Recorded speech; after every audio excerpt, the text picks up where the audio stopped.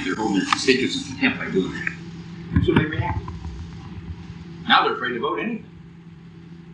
Because there's people out there waiting, and they say, well, let them come in again, we'll beat up on them again. Because they know they could probably come in for 20 or 25%. They say, we'll go after them one more time. Because now they're sensitized, you understand? They're out there sensitized out there. Okay. Now what I want to do, application, I'll skip the thing on the Blitz, Counter-Blitz. It's sort of like what I had on the Counter-Blitz for the other thing, just in more detail. I call it all a Sun Tzu, I'll let you do that. But I want to go to the Manstein stuff. See if I can get my glasses on here. Just skip that for the Manstein stuff. You do that at your own leisure. It's pretty easy to follow. Yeah. What number is that page? So 156. Yeah, 156, 157. That's one. 156, 157. Blitz, Counter-Blitz, strategic design, or I call Manstein divine. You'll see why I said Manstein divine. How many people here read Lost Victories? Also, Balk talked about it very heavily when he just went. Everybody else said, boy, that guy, he was the best strategist, one of the best field commanders. Manstein, the guy was a genius. And that's why I have it Manstein divine. So let's look into it, okay? This is going to be up at the operational level. First of all, I want to talk about the background. I want to lay out some background for you before we begin talking about it. And then the strategic design that plays to that background. So let's look at the background. In the background, remember we talked about, I'm just using this as a sort of a scheme, don't play it too tight. We talked about like the battles of Luchter and Leuthen. What was the big thing then when I talked about Luchter and Leuthen? Remember, this is people's minds, commanders' minds. Remember, they were examples of successful what? Single outflanking or single envelopment scheme. Remember we talked about the circumstances surrounding it. Just that's all I'm talking about when I use that. Not that we're going to fight it like Luchter or Leuthen, but the fact they represent a single envelopment or single outflanking scheme. The Battle of Cannae, double outflanking, double envelopment scheme. Remember? And the Schlieffen strategic maneuver was on a grand scale. All it was a single envelopment scheme. Okay. And I just trying to play back. And you look at how many of you ever read about Napoleon's own maneuver? That's a big, huge wheel too, but except it was a fluid wheel, not the rigid wheel that they had at Schlieffen. And as a result, in fact, it was the best maneuver. He pulled it off, and Mack didn't know what the hell to do, so he surrendered. Threw his whole force and didn't even fight. Threw the towel in. Yet people talk about how great Napoleon was at Austerlitz, Jena, Auerstedt, and the other battles. But note the word, those were battles. There was a maneuver, and the guy threw the towel in. Threw in his whole force. Got so screwed up by the way it happened, he couldn't keep the code. It's hardly ever mentioned. Okay? Okay, with that in mind then, the point that I want to make here, and I'm going to make an observation. Your single envelopment schemes, whether you want to make a Luchter, Leuthen, Schlieffen, or whatever you want, they usually take less force than double envelopment schemes, all Marathon or Cannae, to achieve the same benefit. And we talked about that before. Okay? So in a sense, what I'm taking here is sort of a Geminian mindset to look at how you set up these operations. One of the reasons why I'm taking this as a mindset, these guys had those kinds of mindsets. The commanders. Not necessarily bad, provided you use it in the right sense. Okay? Now, with that in mind, we'll pretend we're looking at it from the German viewpoint. World War II. The German viewpoint. First Poland, then France, then Russia. So we'll look at Poland first, okay? You look at Poland, and what do you see there? You see a lot of thrust. You know, for the uneducated eye, there's just a lot of goddamn happenings. They're not only that, they're really more than that, because remember, they're just showing the Army level thrust. They're not down to the thrust inside thrust, but there's all these kinds of these operations going through there. And of course, they enveloped all these forces, you know, they cleaned out Poland in no time.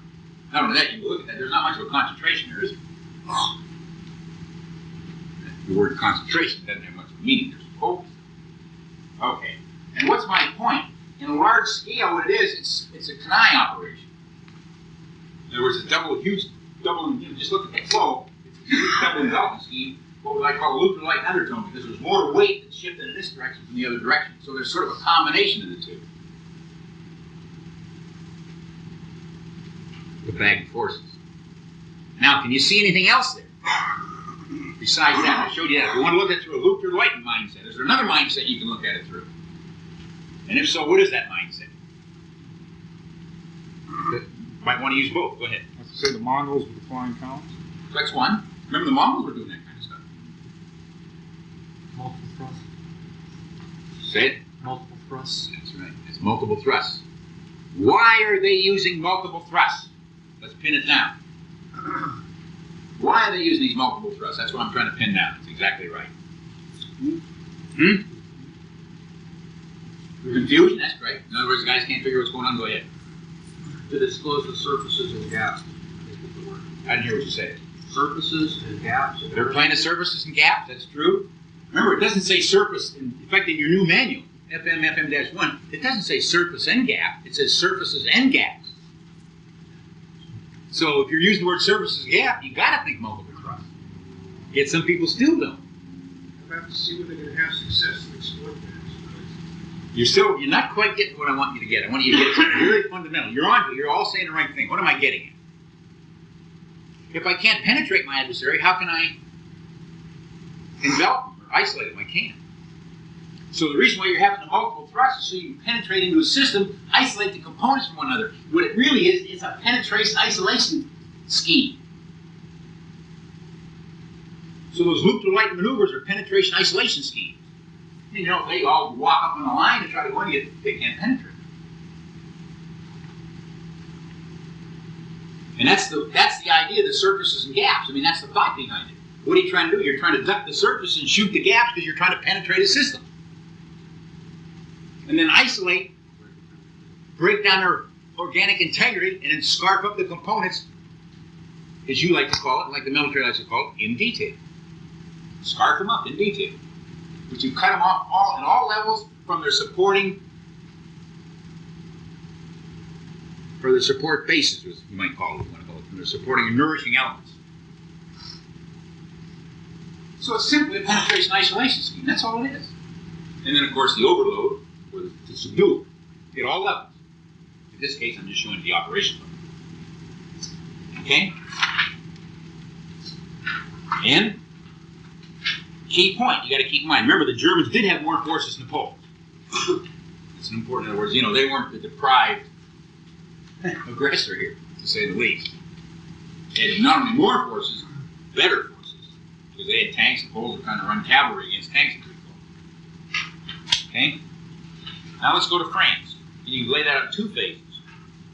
And I lifted these right out of some history books, as always. And you see the first phase, phase one here, you see what's happened. Remember, they had this other sort of what I call the Navenpunkt, or the chain going up north here, and then the Spearpunkt coming out of the Ardennes, sweeping around until they threw the British out of France, and then the second part where they conquered all of France.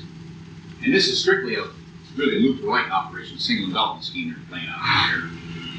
And here you see a couple. You see a sort of a inside-out loop-to-light, another one here. So it's an eccentric nine with what I call loop-to-light wing. Eccentric means it's going outward rather than inward, in that sense. But once again, what are they doing here? Penetration, isolation. Penetration, isolation. That's what I'm trying to get at you. No penetration, no isolation. No penetration, isolation. The guy's not going to throw the towel in, you're not going to subdue him. You're just going to go on and on and on. At the same time, that non-cooperative center of gravity. Yeah, what you're doing, going on. not only that, what you're doing is you cut those connections. You generate as many non-cooperative center of gravity, you can't function. That's what the isolation does. See? Remember I said the inverse Clausewitzian. Not go after the center of gravity per se, because you may not generate many non-cooperative centers of gravity, and then scarf up the debris. That's what I'm trying to tell you. And so, how do you call this a concentration for the it's sort of not the right words that I'm trying to tell you. It's some excess baggage we got from the 17th, 18th, and 19th century. It doesn't fit. There's a focus. Oh, definitely that. That's why focus is a good word. You have a focus of what? Efforts. Or a focus of thrust. It's a multi-thrust. You see what I'm getting at? The word's focus. All right. Yeah, right. Focus and direction. Okay?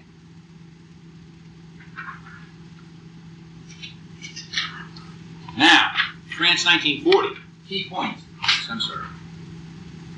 Germans had fewer forces than Allies before Phase 1. Yet we call them the hordes. When you look in history, they actually had fewer forces. Not only that, we had about the same number of tanks that they had. But they knew how to use them. We didn't. And when I was a kid, I remember that before the Germans made their push on France because of the Maginot Line, I was about, 13 then. And in fact, they said the best army in Europe was France. Well, that was until they went through the Ardennes. After that, they weren't any army. Done. The Germans had more force than the Allies before phase 2, the second phase there, because they threw the British out and conquered half the French army, so then they could use all these more of the double developments. The first case single development, next one double development scheme. But it's once again, it's penetration isolation. So you can generate not only penetration, multiple isolation, because it's a multi-thrust operation. So you can generate as many non-cooperative centers of gravity and then scarf up the debris.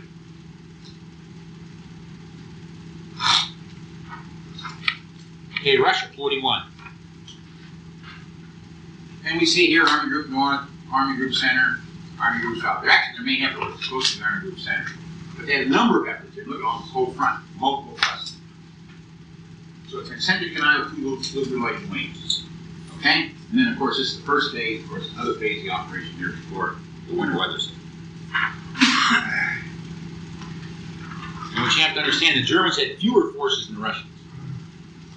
In other words, they had grandiose plans, and they were spread out, and they also leaped off with even fewer forces than the Russians.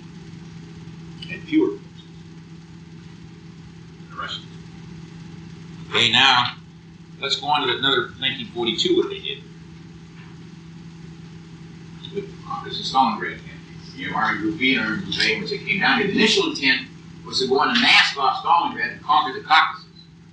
But then, of course, you know what happened? Hitler said, we've got to take Stalingrad because it was named after Stalin, and that figured would act as a moral victory for him over Stalin. So then he used his strength to go against Stalingrad. You know what happened? Instead of going strength against weakness, he started going strength against strength. And blew his pandas away and everything else. Eventually lost it. Really screwed up the operation. But once again, they were trying to do the multiple thrusts, but then later on, they couldn't penetrate, and they kept pounding away. Just kept pounding away. So they're violating their own philosophy of going strength against weakness, and they paid the price. Because he was obsessed with taking Stalingrad. The obsession. So if we look into this, World War II, Blitz, Counter-Blitz, Strategic Design, and many other ones, what we see is Luke like to sleep. Manstein was the architect of Phase 1. Anybody that's read anything about the German operation, Manstein came up with the idea that they came crawling out of the Ardennes, not crawling, roaring out of the Ardennes against the train. Manstein, beautiful operation, question mark, I'll address that in a few moments. Manstein, Kerch Peninsula. Anybody ever look at Lost Victory, that Kerch Peninsula operation? He was outnumbered by the Russians on a very narrow front. And you should see how nice he slickered them to get in behind him. At the same time, he used what he called the Grodek Brigade. Remember that? He sent them down the whole length just to make the Russians, put their attention on him so they couldn't realize his true purpose. It's a beautiful operation. In fact, I thought it was the most beautiful operation when you look at the circumstances. It was a terrible circumstance. He had fewer troops, it was a narrow front, and yet he was able to still penetrate the front, capture a couple 200,000 Russian soldiers, and roll over the whole Kerch Peninsula. You got to read it. I said, God, yeah, that's beautiful. So it's psychologically, it's totally inside. They didn't know what the hell they did. Totally inside. Okay, the Caucasus of Stalingrad counterstroke. Once again, this is a Manstein operation. No, excuse me. This is the OKW. This is the flag called the counterstroke. Initially, it was supposed to be a stroke. The Russian intelligence got wind of the German operation. In fact, I should have shown you that in the previous chart. Let me go back to that. I don't know whether it showed it. No, it doesn't show it here. It doesn't show it. But initially, the Russians got wind of the German operation. So they knew it was coming because their own intelligence penetrated German intelligence. So what they did, they leaped off with a preemptive offensive against the Germans. The Germans then, as they pulled into the German system, they didn't panic. They just pulled out, let them come in, choked them off, got about a couple 100,000 troops, leaped in the vacuum, and then still blew the operation. Then they went against Stalingrad. So their thing that was initially set up as a stroke took on the aspect of a counterstroke. In other words, a bait and envelop. It's really interesting. To the Germans' credit, instead of panic, they just adjusted to it. and bagged a couple 100,000 Russian troops, and then leaped into the void. And then still blew it. I mean, they had everything going for them, then they still blew it. Okay, this is what I was trying to think. Manstein's the next counterstroke. This is after Stalingrad. And this is Manstein's, what I call his reverse blitz. And Hitler was furious at him. He's made what he calls a long step backward, all the way back to the next river. I mean, way back, just pulling his forces, pulling back further and further. What he wanted to do, he wanted the Russian fangs really to come out. Well, he got those sons of bitches around. They're going for it, see? And he's back, and I forget the name of the city, and Hitler visits him. He says, "You're crazy," but Hitler's afraid to fire him at that point because Stalingrad was so bad. And so he says, "When are you going to launch the counterstroke?" He says, "Not until I can see him outside my headquarters. I got him stretched out as far as possible." So Hitler got in his plane, took off, pissed off at Manstein. And he didn't launch until he could see the smoke, the tanks coming in. He says, "Now!" Whew! Chopped it off, and in 2 weeks they gained everything back they'd lost all the way back to the previous, not to the Stalingrad, but the previous to the Stalingrad operation. And then, of course, the spring rain set in. They couldn't go into everything bogged down. Everything bogged down. It was a beautiful operation. It was a reverse blitz. You want to read it? It's beautiful. But then, like he said, like Balk said, all you got to do. In fact, Balk talked about it. He said it was a beautiful. He's all you got to do is you got to have nerve to do it. Just all you need is iron nerve. He said, and Manstein had that iron. Manstein proposed for a counterstroke from Kharkov to see a base off. He proposed that in lieu of the Kurtz operation, pinching off Kurtz. He recognized that preparation had been going too long. He felt the Russians had wind of it.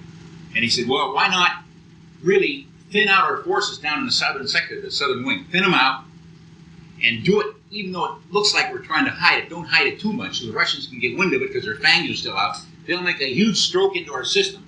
And when they start streaking way out past the Sea of Azov, and then they're going to launch, they're going to gather, the Germans have their forces against up there north.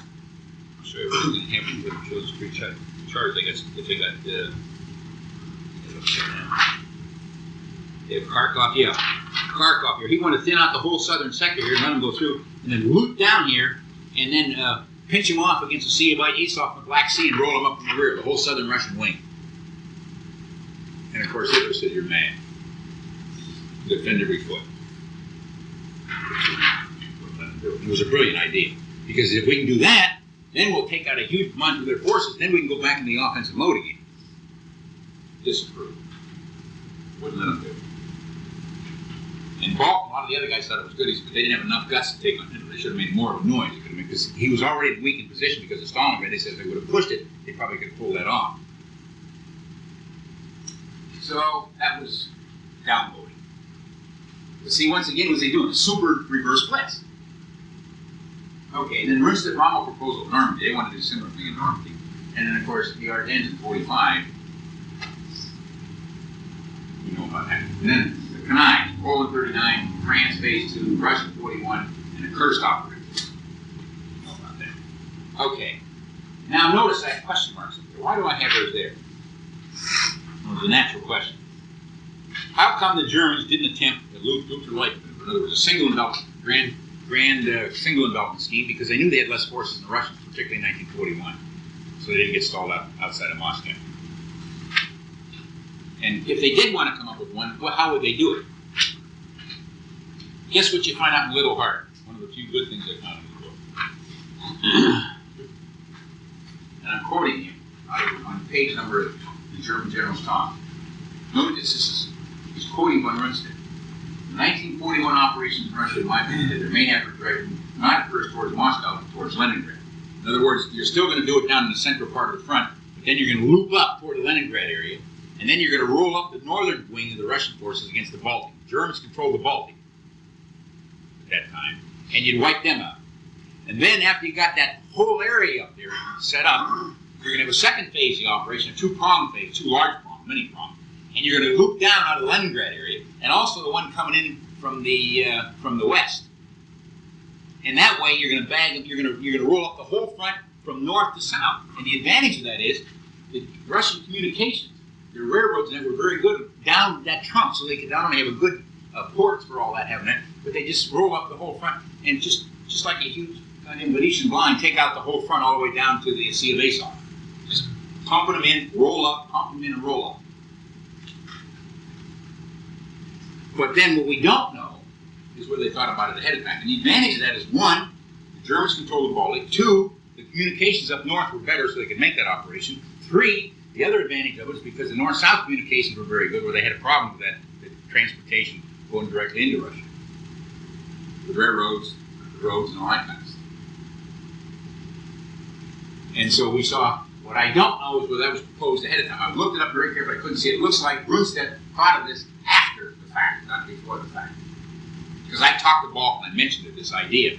He says, well, he didn't think so, and I talked to Von Mellon, and I spent some time with both of them when they were here. And they said, no, that was a good idea, but he said it wasn't thought of ahead of time, and it should have been. And they said, Balk said it probably still wouldn't have worked. He said the operation would have worked. And I said, why not? He said, very simple. It's because Hitler, the way he behaved in Russia.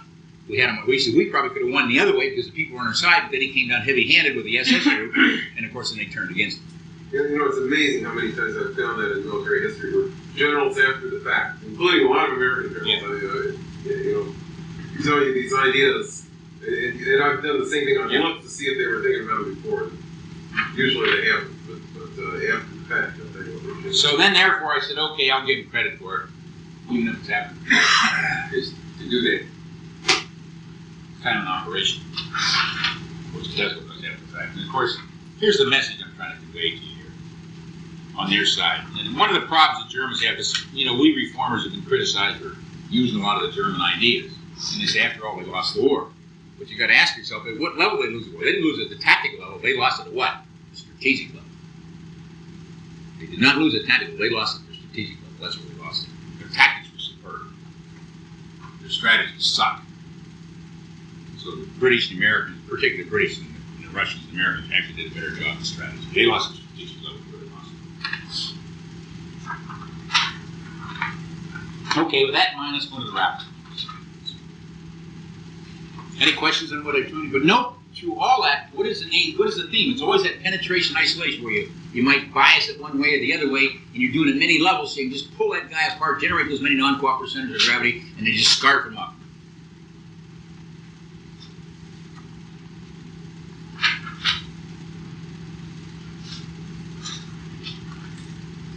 Okay, and here's the message. Just I'm giving you a little wrap up here.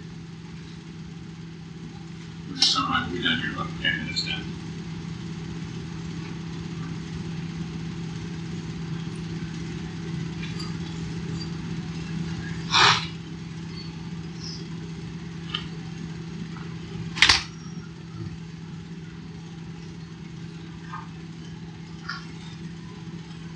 Use my wife. You want to? My point is, do you want to be the hoser or the hosee?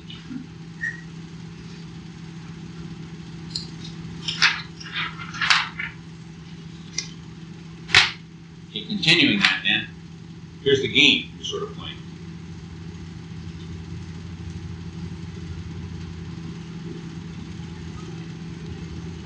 Use that as a basis to do this, and everybody realizes that how you do it.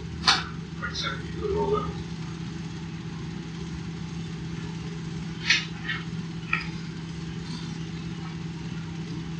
Look at that word again, penetrate. Severed moral. You see what I'm saying?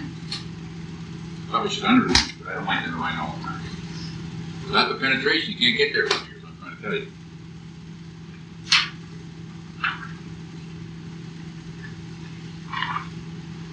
Well, you know, one thing we also got to be more instinctive, more irregular.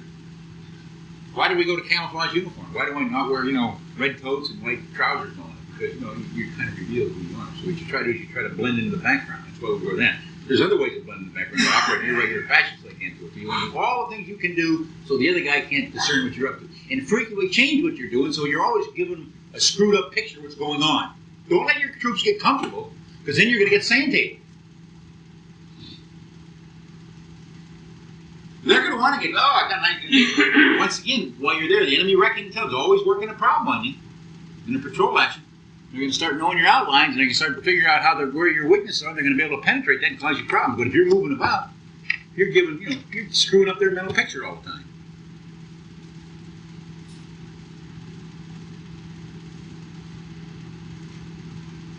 That's what you're trying to do. So you pull them apart, prove them. Okay? I'll let you read this chart, and I want to talk to this one. This is important. The implications behind this. You know what I'm saying? In a tactical sense, multi-dimensional interactions suggest a spontaneous, exciting, creative flowing, rather than a step-by-step, analytical, logical, discrete move, counter move, deed.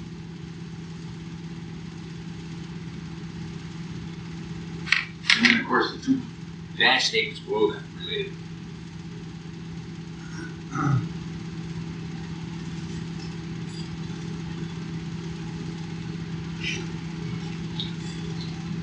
In other words, what I'm saying about that, if you don't get the finger spits in your fuel and you got all these goddamn procedures and checklists and complicated plans, well, what is it going to do? It just grinds you down, slows you down, as slow as mass containment. So put another way, complexity, I don't care whether it's technical, organizational, operations that causes commanders to be captured by their own internal dynamics and interactions. Hence, they cannot adapt to rapidly changing their external, or matter of fact, even internal circumstances. On the other hand, wars complicate. So you're going to tend to have complexity. How do you get around that? Because remember, you want to have the variety and rapidity, so how do you get around it? So we've been talking about now for 2 days, and this is the third day. How did I say you get around that? Come on, you know the answer, you just won't feed it to me. I told you what fighter pilots do and all that. You take groups of people, have them work together, and throw them against a whole bunch of different situations. And pretty soon it becomes part of it. In other words, that's the finger spits and fuel that build up. And with the finger spits and fuel, once you have that, in a sense, then things don't look so complicated. You know, a basketball game, if you to the uninitiated way all that stuff happens, it's complicated. The guys in there, Christ, they're flowing everything. You understand what I'm saying? Same thing. And it can be done. We know it can be done. The Germans did it with some of their commanders and troops. I think a real good example of that is that everybody here is familiar with is Pegasus Ridge, where Howard went in and they practiced over and over and over again every night, night after night after night, attacking this ridge and knocking out the Germans that were there, and so they could almost do it in their sleep. And when actually they didn't even have to think about it. That's right. Because it was in their subconscious. It was a piece of cake. They just knew what to do. And no matter how the other guy adjusted, they're on top of it. They just keep getting on top of it. You've experienced it. You ever notice when you're, some days when you're in some kind of sport with a lot of complicated, and all of a sudden everything seems to gel, no matter, you just say the whole, in fact, you ever notice when you're good at something, everything else seems like it's in slow motion? Do you ever get that feeling? I used to get this, when I fly the fighter brigade, really good. I said, everything else just seemed very slow to me. And you're just carving that son of a bitch up, going after the other guy, whipsawing in here. And I've heard ground troops say the same thing. It's just that the Grenadian said it. It's that feel, the finger spin. You got everything, you just know it. And you're adjusted. Ball, same way. He kept saying you got to have that finger spin with you all the time. And that's what we're talking about. In a strategic sense, these interactions suggest we need a variety of possibilities. So the other guy can combine rapidly, combine, ability to have these and generate many different possibilities. Permits one to repeatedly generate those mismatch. You want to get mismatch on top of mismatch on top of mismatch. In other words, you really want to screw up his image of the world, or give him multiple images of the world. Because what does that do? Doubt, uncertainty, paralyzes, counteractions, etc. And if you don't have a variety of possibilities, you give the opportunity to read into what you're doing, which means then you're not going to do so good. In fact, you're going to get your head handed to you. So that's why you got to have variety, rapidity, harmony, and initiative. See what I'm saying? All plays together. Sir, you said one thing, you have to have the feel all the time. Well, sometimes you may be surprised. You lose it, hopefully you won't. But you want to get it back. Come back. And there's another thing I hate, we talked about it in the car today coming back. I've heard people say, I'll never be surprised. I just start laughing. That's horseshit. Because now they have a perfect image of the world, never going to be surprised. You're going to get surprised, you'd like to minimize it. What you want to do is set yourself up so when you're surprised, you can adjust to it and get back on top. You're going to get surprised. You can't say you're not going to be. That's a horseshit argument.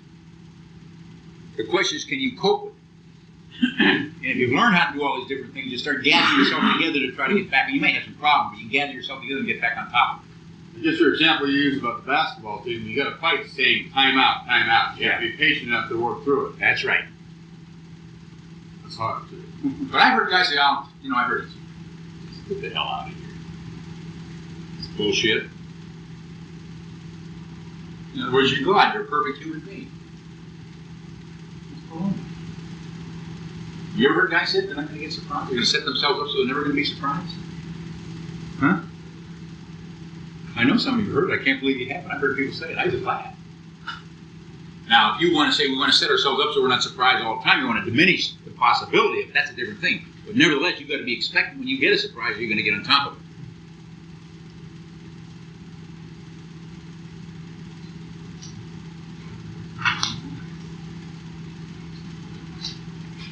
Okay, so now let's look at all these things. Look at all these things we've been talking about. Clauselets, grand tactics, strategy, and remember, variety and rapidity. What does that allow you to do? Variety and rapidity. In other words, word throwing variety and rapidity to their adversary.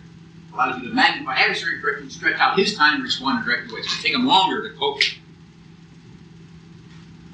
Harmony and initiative. What that permits you to do is delay his own friction, compress own time, and exploit that variety and rapidity. Because you're trying to build up the finger spitting to feel a higher level harmony so you can exploit that relative to your adversary. So if you glue all that together, variety, rapidity, harmony, and initiative together, all together, it allows you to get inside his ooze. Put uncertainty, doubt, mistrust, confusion, all that stuff we've been talking about into his system. Or fold himself back inside himself so he can't cope with them until he starts rolling over. And you start scarfing them up.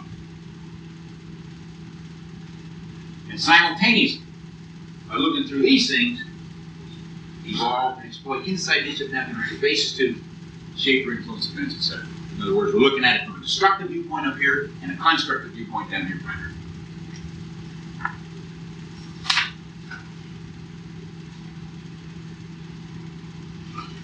So you're seeing these, you see the two different things, there's constructive themes and there's destructive themes. Sometimes you have to use destructive themes, you have to use destructive themes in conjunction with constructive themes.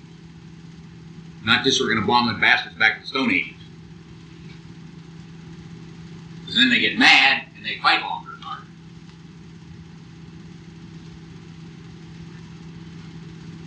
Okay? In the final chart under the wrap-up, what I call it, pretend we're a modern Sun Tzu, the art of success. I just said we're to pretend we're thinking like a Sun Tzu, so the art of success.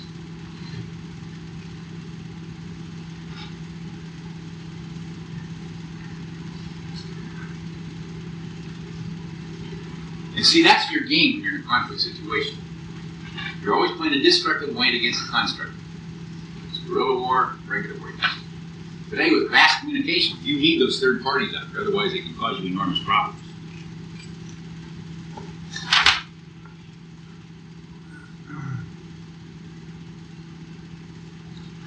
Okay? Now, let's go on my epilogue. Remember what I told you. After I'd gone through this, and thought about all this, then mentally, not that I wanted to, I sort of started juxtaposing these things to the principles of war, the stuff we've been uncovering. And I was a little bit disturbed. So, it left me a little bit unsettled, so I want to take them head on. So let's illustrate it by looking at the principles of war, what I'm about. And these aren't always at the same, these didn't all weren't drawn up at the same time, they're drawn up at different times, but you'll see in a minute the feet argument. Makes no difference.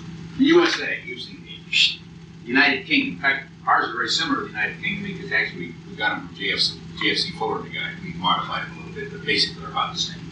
And the Soviet Union. But notice the Soviet Union, where we don't have anything about speed or tempo, their first one is mobility and tempo.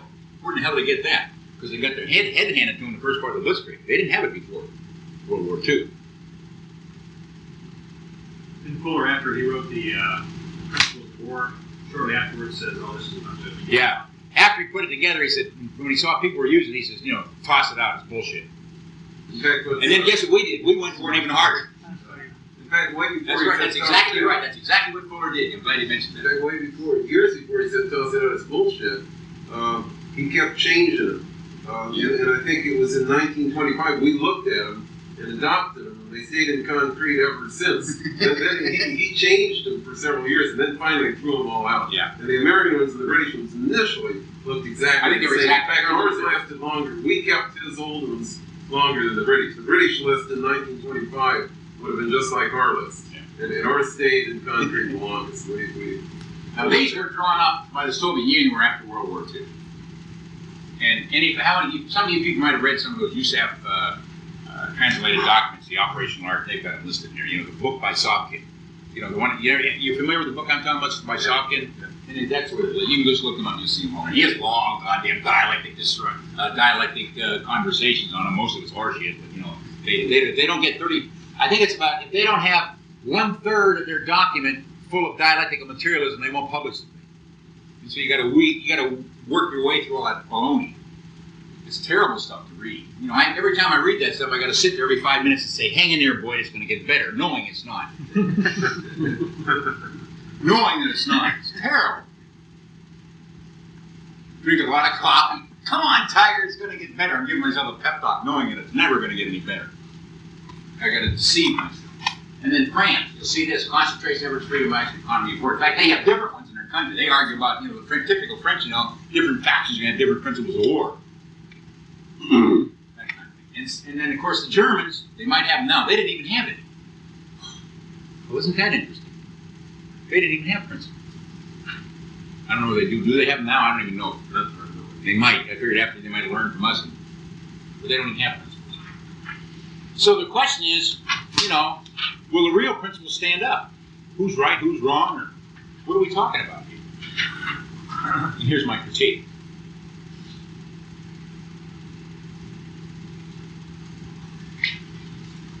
The second bullet is the important bullet.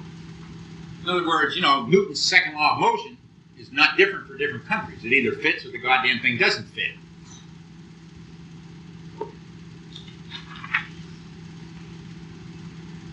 My point is, instead they seem to me to be some kind of a goddamn laundry list or checklist you're going through. I don't know what the hell else you can use it for. To put it mildly, I'm very turned off.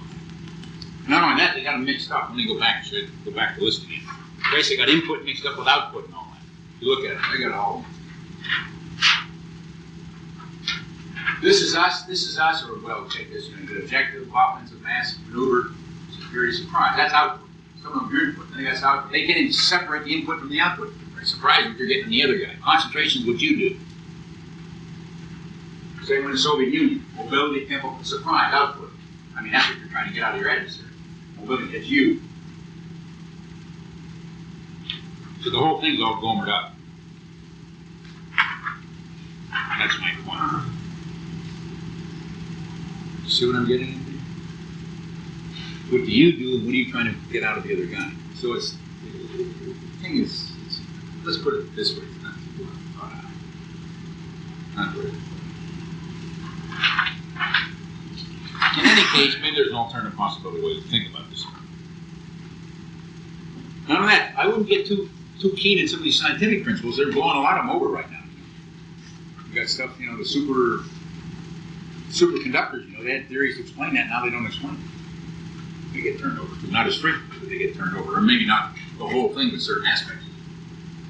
But here's an alternative. Maybe we can come up with something that might help us. In other words, why not do this?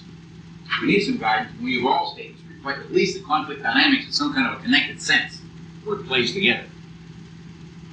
Or put another way, why not collect the appropriate bits and pieces and put them together in a coherent whole? In other words, let's do an analysis and a synthesis. See what we got. There's a way of doing it. We've already got it. We just got to look at it. So I'll do it in a very simplistic fashion. You want to keep things simple. First of all, I think we want to compress our time and stretch out adversary time. Or do you want to do it the other way? You want to stretch out your time and compress his. You're going to get taken to cleaners if that's the case. You know, you want to generate unequal distribution. The basis to gain superiority and leverage against him. We just see that piling up all the time. You want to diminish your own friction, or if you want to think like a modern 20th century guy, diminish your entropy while pumping his up. His friction or entropy. In fact, that goes right along. Friction and time. If you pump up your friction, you're going to stretch out his time. If you diminish your friction, you diminish your time for doing things. See what I'm saying? They go together. The more I can put friction in the other guy's system, the longer it's going to take to get his act together to do something. You're going to give more and more delays. Whether it be mental, whether it be moral, whether it be physical, or combinations thereof. And you, as a result of doing all these things, then, that permits you to get inside his loop. If you don't do this, you're not going to get inside his. Or get inside his mind-time space.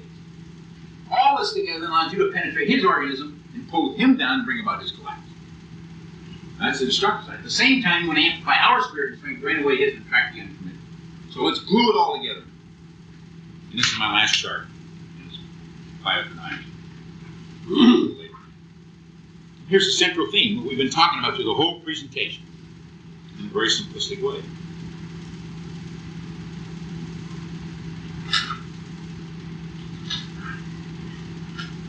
Now there's a subtlety there, I hope somebody notices.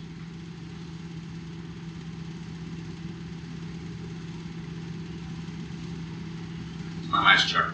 The next chart is the sources.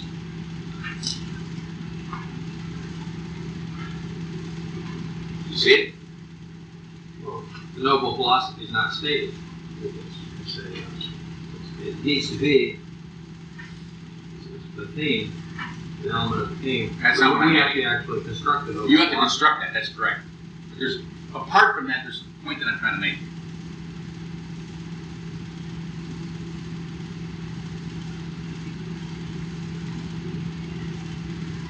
Well, it's a destruction creation thing. I mean, if you Go ahead, Mike, you're onto it. both the positive and the negative. Note what I went through. Sometimes I go from the negative to the positive, but in the end, you always want to start with the positive and go to the negative. In other words, you don't want to start out beating God and then try to have that. You always want to start on the positive side and only do this when you have to. Whereas before, I showed it to you the other way. Yeah, If you've been following my presentation, you've been following, I'm doing a lot of inversions all the way through, so you look at it both sides. I don't know if you notice that. You know, I construct it one way and then flip it up and go the other direction. You should do that in your thinking. Turn the argument around. Then how does it play? You say, ooh, it plays differently. That's right. So keep flip-flopping your arguments back and forth. destroying the will to resist can occur before the conflict actually comes to. Of course. And that's why, that's the constructive aspect. But you see, here's the constructive part, here's the destructive. Whereas I showed you in the previous one, remember I showed you the destructive first, then the constructive. And see, when I say this, I didn't say yet. Remember the other one, I said, I had the destructive, I said, yet do it. This one I said, do this, yet be able to. I didn't say to do it, be able to. Because if you're not able to, you may get in trouble. So try to play that positive side as much as possible. See, then you justify like we're against Iran. See, if we have a noble where they play hardball, even though we shoot down some airplanes we shouldn't have done, we don't look too bad. Which is the point you were trying to make, and that's sort of the idea we're talking about here. You see what I'm saying? And when you get into a guerrilla operation, low intensity operation, that kind of stuff, this moral stuff becomes super important. Otherwise, you lose the whole 9 yards. I mean, everybody will turn against you, price it's all over, like Mike found out. I think we talked about last night. Going to be in there to say, you going to stay with us? Yeah, we're going to stay here. So then they moved out, because the commander ordered them to move out. They slaughtered the people who cooperated with them. They never trusted them again. Could never get anything out of them. Right, Mike? Right. That was the end of the line. Done.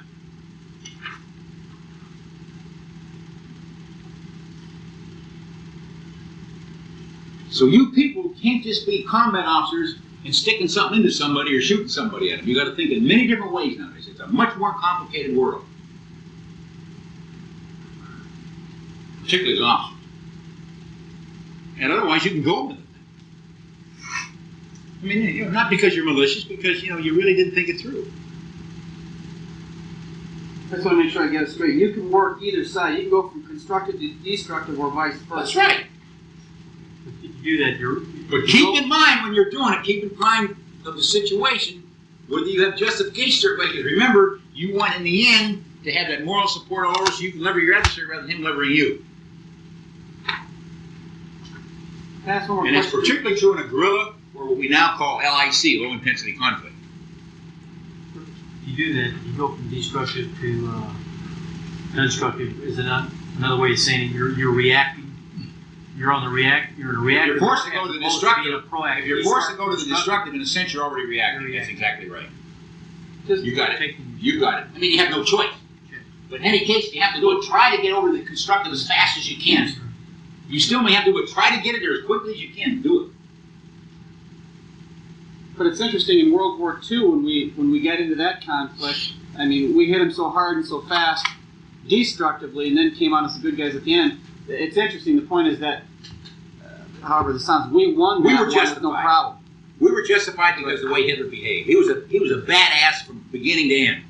So we could be bad guys from beginning to end, and relative to him, we look like good guys. Remember, it's a relative situation, that's what I'm trying to tell you. Remember, we blew his, we complained because he bombed London, he bombed Rotterdam and all those places, but then he set it up so we could do it to him. He says they deserved it. And we took apart Berlin, we took apart Dresden. We should never bomb Dresden. And of course, people are still mad at us today, but at the time they said, well, Hitler deserved it. That's what I'm trying to tell you. So we could get away with that because from a moral viewpoint, he still looked worse than we did. And what you want to do when you're playing this game, you want to set things up so the other guy morally is in the gutter and you're not. Or at least if you're in the gutter, he's in one even below you.